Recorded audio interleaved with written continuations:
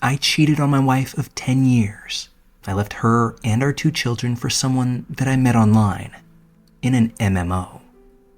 If I'm being honest here, that first sentence is a perfect encapsulation of what my confession is. But the actual story is quite a bit deeper. I did a tour in the US Army, and while in service, I busted 2 vertebrae and had some serious nerve damage. Suffice it to say, I was discharged. Fast forward 2 years of drinking and being seriously depressed post-tour. I'm out of money, no job, and generally doing jack shit with my life. I met a group of seriously cool modern hippies, Wiccans, alternate lifestylers. I made friends with a bunch of them. There's this one chick there that just absolutely hates my guts. She can't stand me. Says I'm too polite, that I'm too nice. Always has some nasty shit to say to me. Well, a few months pass, and I hook up casually with some of the chicks in this group. I start feeling like I'm fitting in. Still seriously depressed though. Still drinking. But gradually pulling myself out of the nosedive. I get a job, get a place, and by all accounts, I'm doing pretty well. I even start being friends with the mean chick. Come to find out, she's rather cool. Older than me a bit, previously married, but cool. She's got a great kid.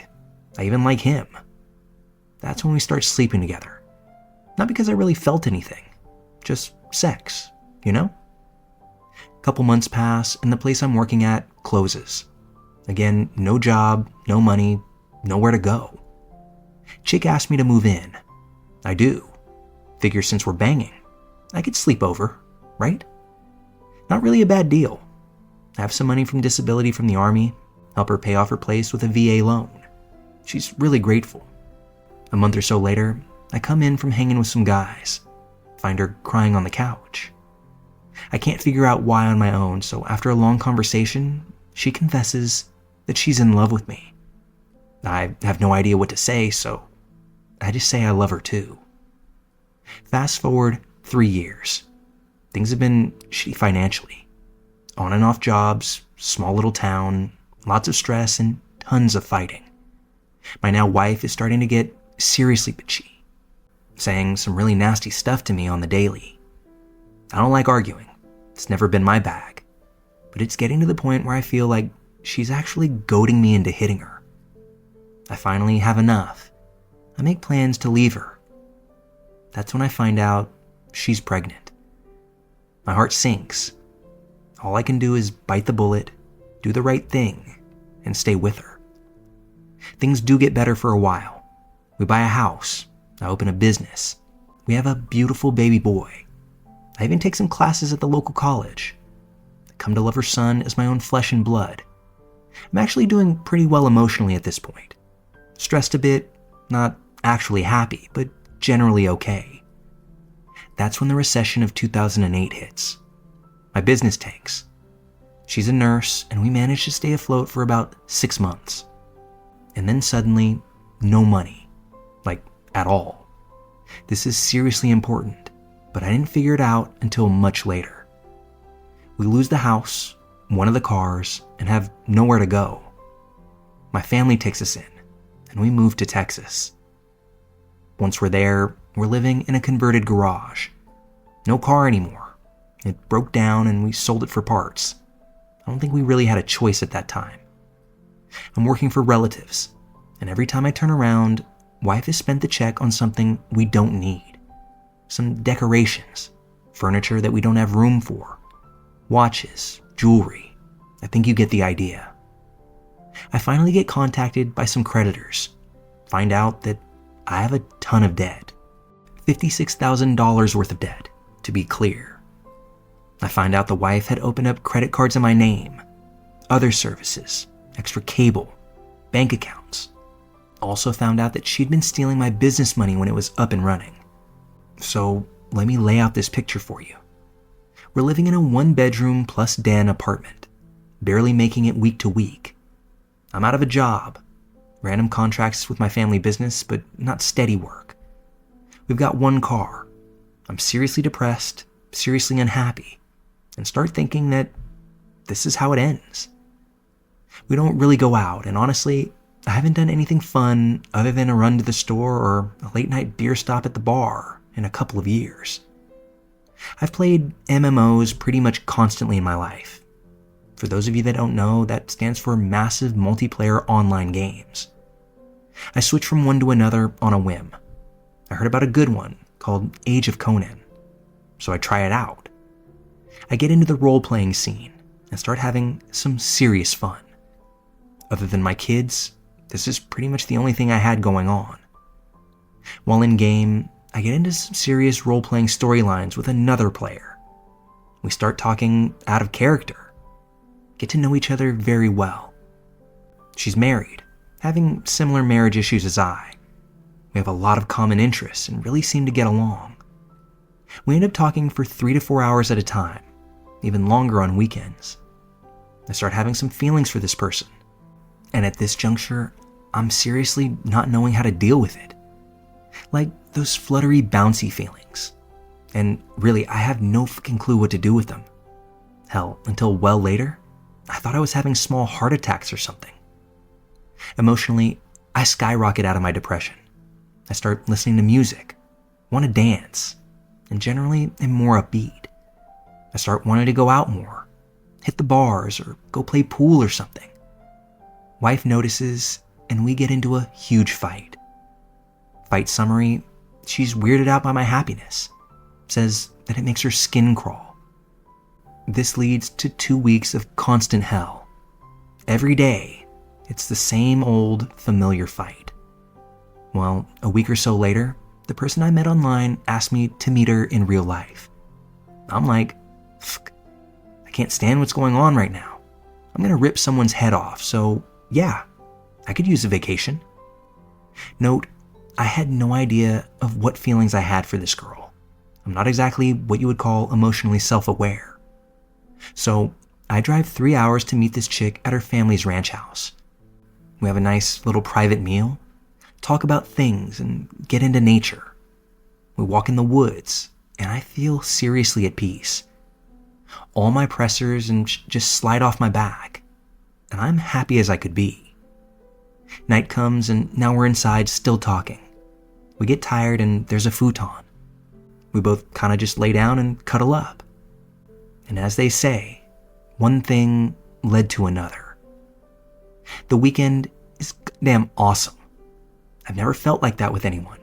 Everything is absolutely perfect. I don't even feel any guilt about cheating. Time comes and I have to go home.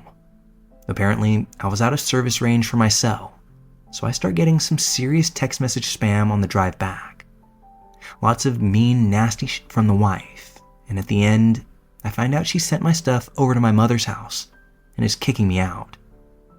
All I can muster here is a shrug. I realize then that I don't give a shit. Next 2 weeks are crazy. Couch surfing at my mom's. Don't say anything about my weekend. Don't tell anything to anyone, actually.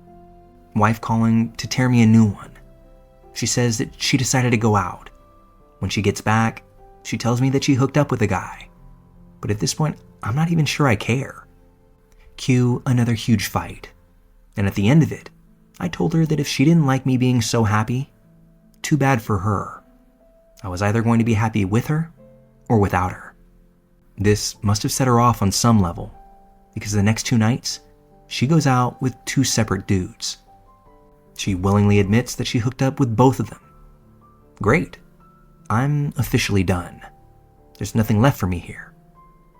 I decide to move 400 miles away and give it a shot with this other woman. It takes me a month of doing terrible jobs to save enough money, but I eventually get there. Happy as even though I'm in a tiny 1-room apartment. 1 room total. Living room, bedroom, kitchen, all mashed into one. There is a bathroom, but it's basically a closet and doesn't really even warrant mentioning here. I never knew a 1-room apartment existed before this time in my life. The woman ends up leaving her husband for me, and we live in this tiny little apartment for the next 6 months before finally upgrading to a 1-bedroom. Happiest fucking time of my life. Never felt this kind of stuff before. Compared to any other time in my life, never even knew the definition of happy until then. Rough divorce for both her and me. Her parents loathe me. They think I'm the reason their marriage broke up. Well, fast forward 3 years, we're married now, have another child on the way. It's amicable between the ex and I, which I didn't see coming. I see my kids regularly. We own a home. I found a tech job. We're back to 2 cars. And I've never been more happy in my life. At the end of this, I'm wholly unsure what the moral of the story is here, save for the fact that you have to do what's right for you in this life. We only get to go on this ride once, and spending it in a situation that's miserable just for the sake of being miserable too isn't how one should live their life. I made a 180 in my own situation because I couldn't stand to live another 24 hours in the state that I was in. Now that all of this is in the rear view, I can't imagine doing things any differently. The only thing that gets me is staying in my previous life for far too long.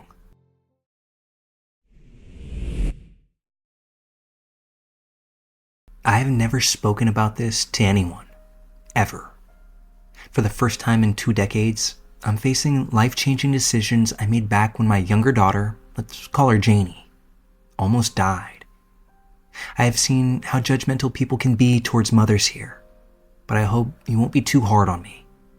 Now more than ever, I regret what I did. I haven't been able to speak about this since it happened. I've cried almost every day for as long as I can remember. But let me get it all out while I can still write, and I'm not crying yet. I'm just a little over 40 years old. I married young, had kids young. I considered it, but neither my husband, Matthew, nor I wanted to abort children conceived within a loving marriage. So we kept the pregnancies.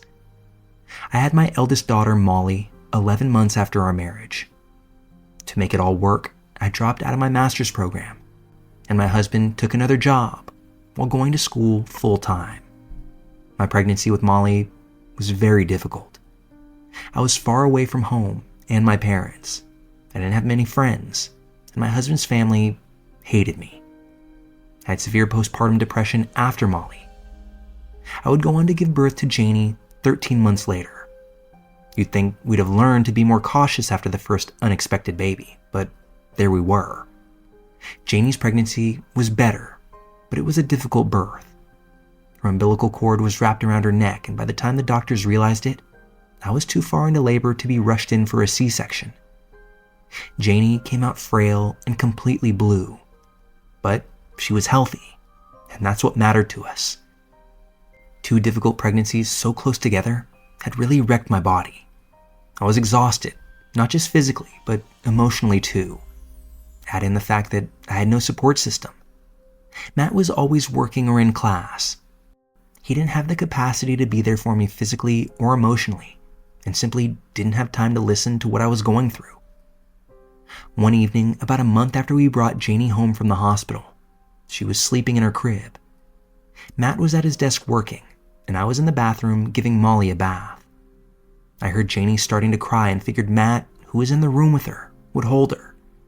I heard her crying for a few more minutes still, and I was getting ready to wrap up Molly's bath, so I knew I would be able to check on Janie in just a moment, when I heard her shriek.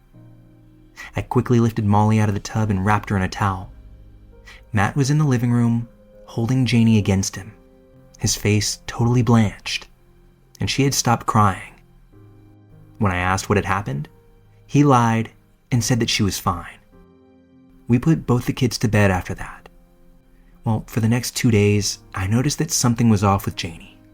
She was always a good baby, but she usually cried audibly every 2 to 3 hours, and I would get up to nurse and tend to her. I woke up almost out of habit.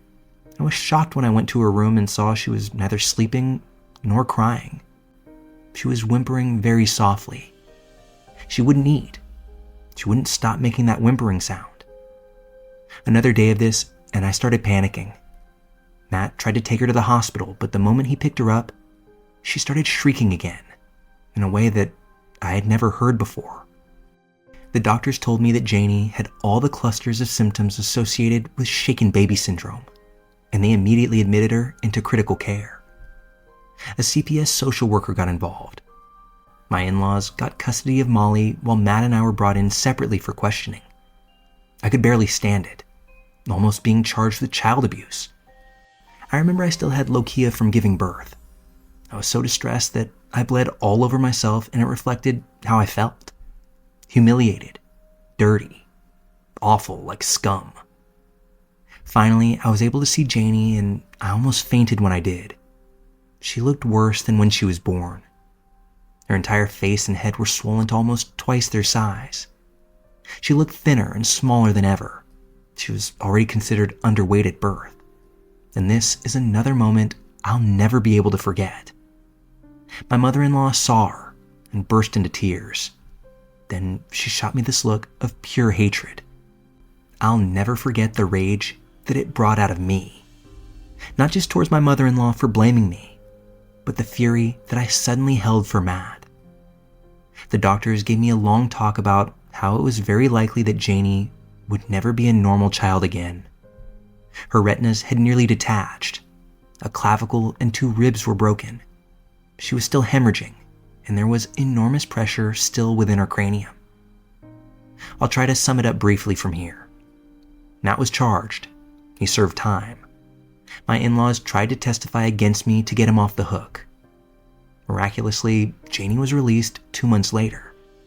She was going to be okay, they told me. She'd have scar tissue in her brain, but she was going to be 100% normal. They said that she was in that lucky 5% of shaken baby survivors who come out completely healed. I was so happy that I cried. I was just one signature away from divorcing Matt. I can't find the words to say how angry I was at him for what he did to my baby, for what he did to me and our family.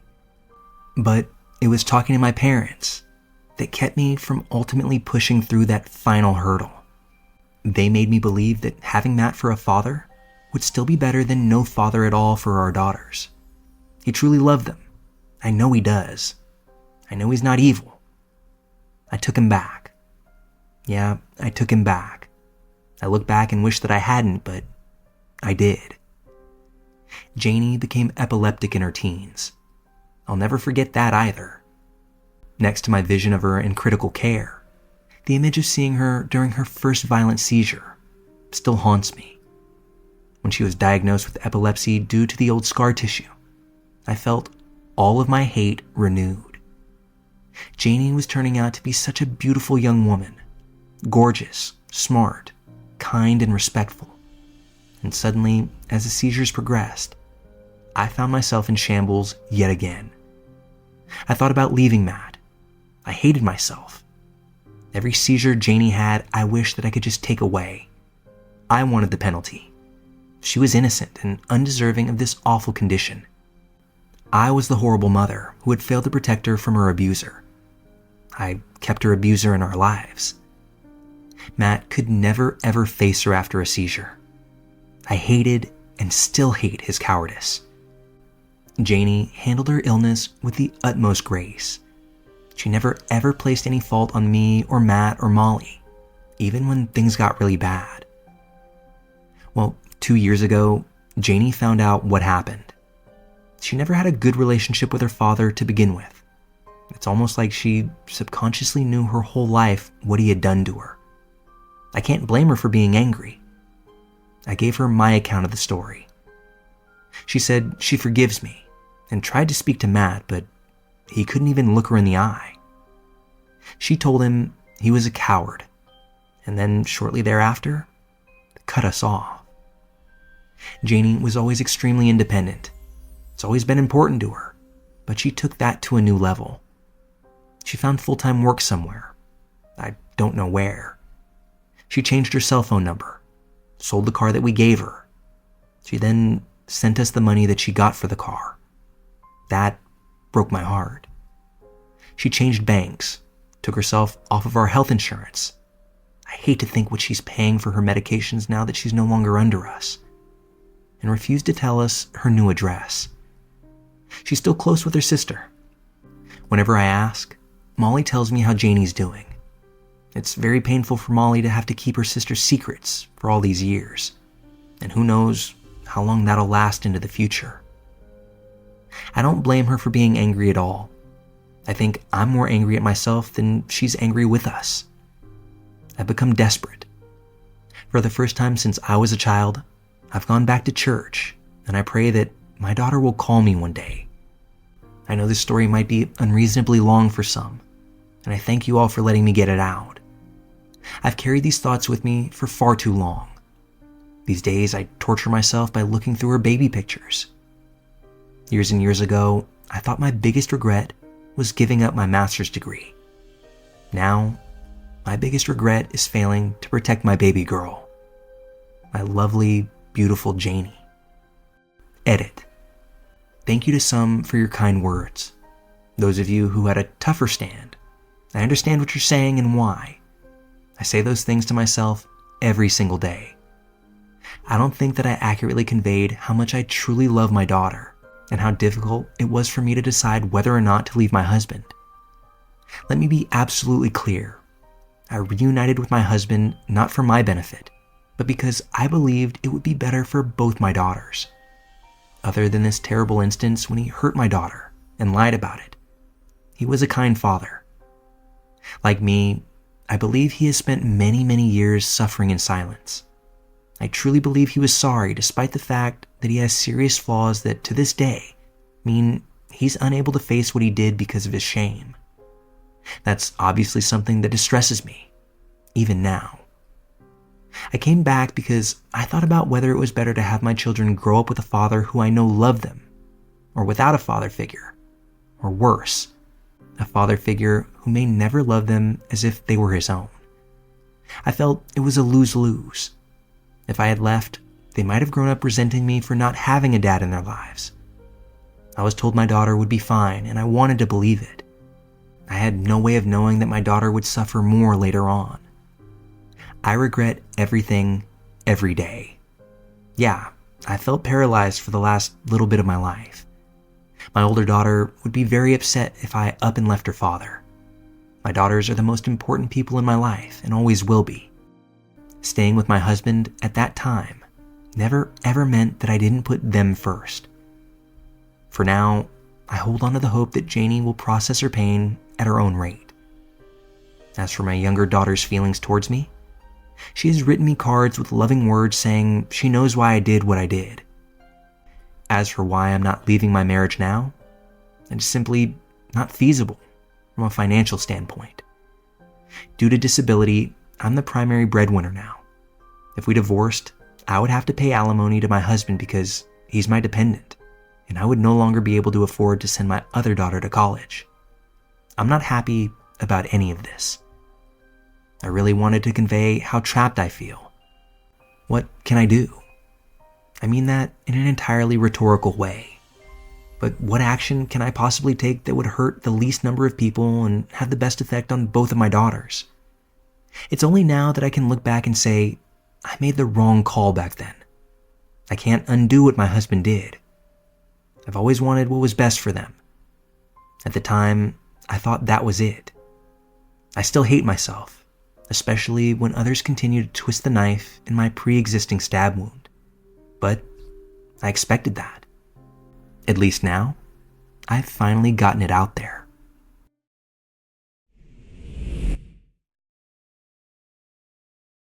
Of all the bad things that I did back in my drug-using, partying days, this has to be the worst.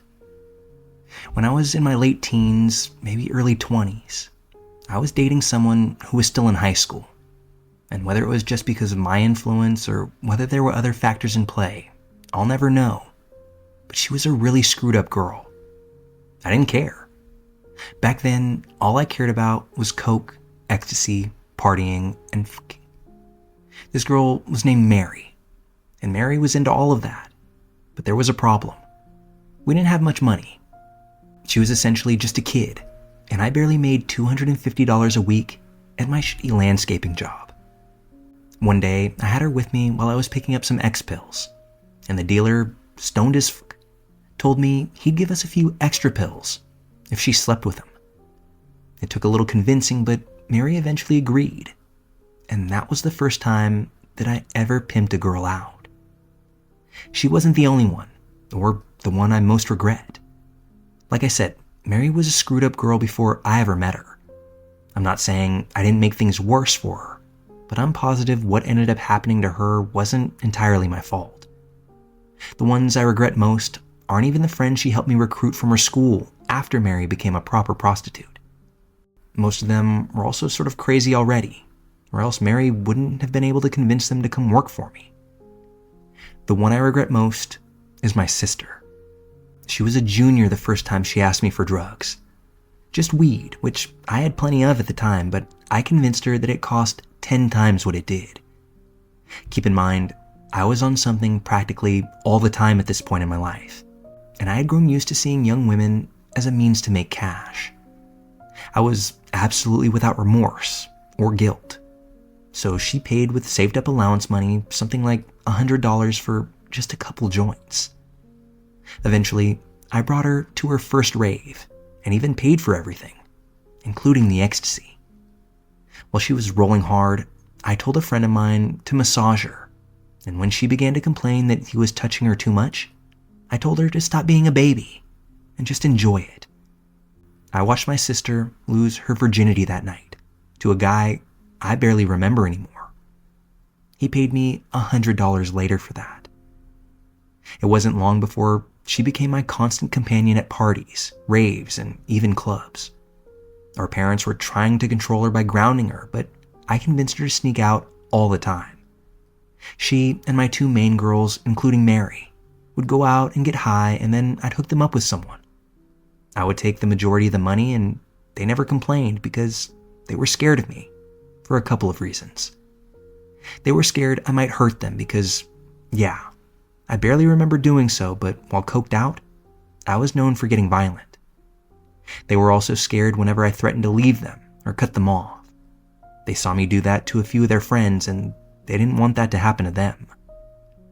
This went on for nearly 2 years.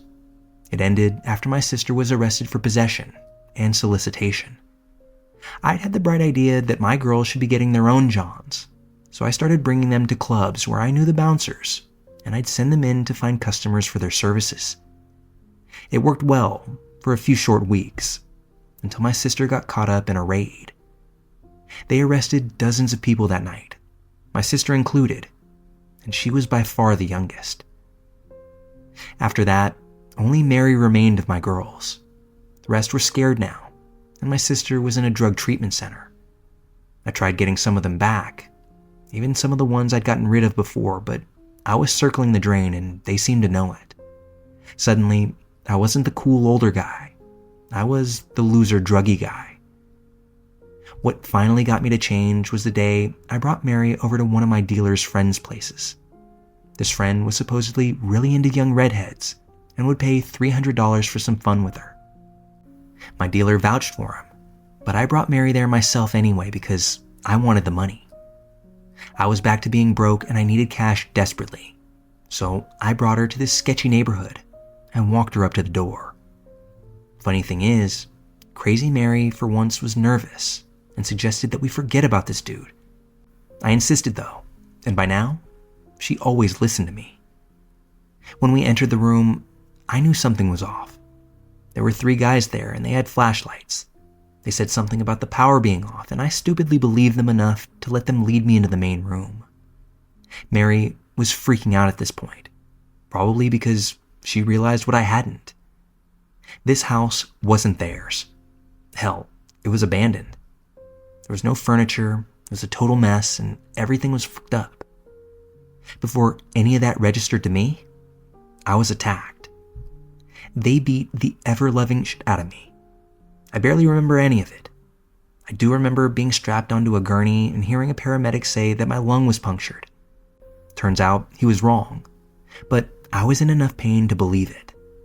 I spent the next few days in the hospital being treated for a variety of things, including a concussion that required them drilling a hole in my skull, broken ribs, a broken hand that never quite healed correctly, and of course, withdrawal from all the drugs that I was on.